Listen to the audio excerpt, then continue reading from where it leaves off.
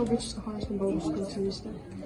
Аз се казвам Виктория, обичам да ходя на българско училище, защото си намирам много приятели, имам най-добрата учителка и искам да се науча на български да говоря и да го пиша. Аз идвам от град София и Кюстендил и си обичам приятелите, които са от България.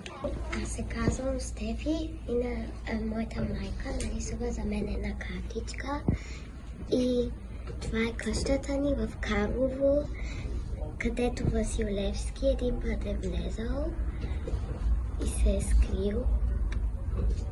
И къщата ми е на пра-пра дядо и да. И сега е на моята майка. Да. Ние сме брат и сестра от Сливница и учим в българското училище в Виена. Аз съм рисувал паметника на Сливница, който се намира в центъра, Нашия дядо се е бил в Сръбско-българската война. който се казва Димитър Тенков. Най-скъпоценният плод. И живял един мъдър човек, той имал 3 синове. Най-голямото му желание било синовете му да станат честни и почтени. Симона, разкажи ни нещо за българското училище. Българското училище в Виена е създадено преди 34 години. В него се обучават деца от 2 до 18 годишна възраст, учат български язик. Освен български язик, те учат история на България, география на България. Също така има различни клубове, народни танци, клуб по традиции, клуб по четене, клуб по шах. Децата имат много разнообразни дейности, на които могат да практикуват българския си език. Защо избра да бъдеш учител? Това беше моя детска мечта и се радвам, че имам възможността да я сбъдна тази мечта дори извън територията на България. Обучавам дечицата на майчин език в това прекрасно училище. Благодаря на техните родители, благодаря и на тях, че идват в събота да изучават майчиния си език. А какво би казала на българските деца в България?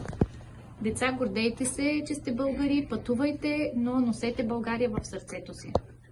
Малки сте били за големите мечти, бягахме излъгани и боли, бяхме сами, толкова малко ни дели, от големите мечти, бягахме излъгани. Изучаването на български език и литература в чужбина не е лека задача за всички тези деца, но те идват тук извънредно, отделят от своето време и се опитват да бъдат възможно най-близо до България. Нещо, което всички те знаят и вътрешно носят в себе си, е да пазят езика на дедите си и да го предават след време на децата си, където и да ходят по света, за да я има България навсякъде. Днес ще говорим за Априлското въстание. Знаеш ли, наскоро четох нещо за Априлското въстание. Толкова много имена, толкова много герои, но ако наистина трябва да изберем един, кой е най-истинският герой? Много добър въпрос. Ако трябва да назовем едно единствено лице, това ще е Васил Левски.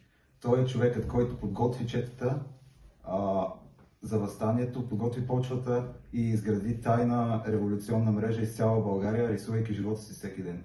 Добре, но той не доживява да види въстанието, нали? Точно така. Васил Левски е обесен на 19 февруари 1873 г. от турците и 3 години преди въстанието, но делото му не умира с него, другите поеха факела. Добре, и кой, например? Един пример за това е Георги Бенковски. Истинското му име е Гаврил Груев Хълтев, но историята го помни като Бенковски. Той е един от главните апостоли на 4-ти революционен окръг, Пловдивско, и е страстен, безстрашен, с невероятна воля. Казват, че е яздал кон и организирал четив с огън в очите. Добре, и Захари Стоянов, него го знам. Нали написа една книга? Да.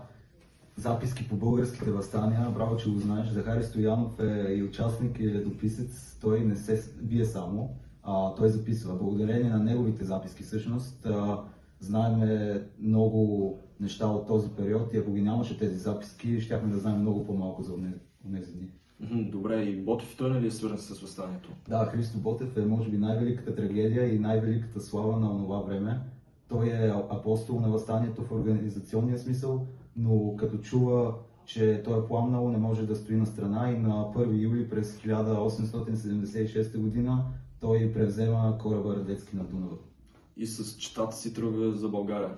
Точно, с 200 четника пресича Дунава и навлиза в Балкана. Само 3 седмици по-късно, на 2 юли 1876 година, пада убит при Врачанския Балкан. Умира на 28 години, но стиховете му живеят вечно. Вятърът вое Балканите. Че всеки го знае, го знае от учебника, но понякога не осъзнаеме и си спомняме, че това беше в един човек истинска българска кръв. Да, това е трагедия и величието на това поколение. Те са млади, повечето са на под 30 годишна възраст и те знаят, че може да загинат и въпреки това вдигат оръжие. А жените? Имаше ли някакви жени в въстанието? О, да, разбира се. Райна княгиня, например, е бродирала знамето на въстанието в панагюрище сърцете си и тя носи знамето пред четите, рисувайки главата си. След потушаването на въстанието е арестувана и изтезавана, но не се отрича. Въстанието е потушено жестоко. Да, Башибозукът опожарява Батак, Перущица, Брацигово, загиват хиляди невинни хора, но тази жестокост се обръща срещу Османската империя. Световното обществено мнение е потресено, журналиста Магахан пише за клането в Батак и Гладстън вдига глас в британския парламент. И така светът разбира за България.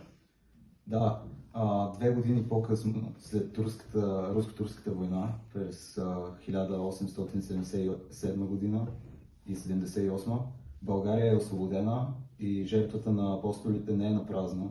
Те знаеха, че може да доживеят свободата, но я правиха за нас. За нас. За нас.